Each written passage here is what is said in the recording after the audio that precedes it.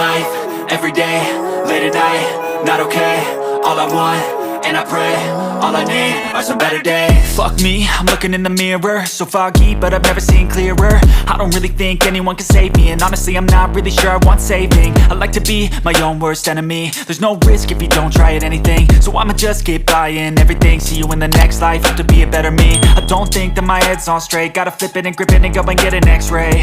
What's wrong with me? I just feel weight pushing on my chest and it squeezes till I suffocate. Better change my mindset, meditate. It's pretty cool that I'm alive and have better days. I could walk, see, hear, I should celebrate. Think I could change my mind, maybe elevate.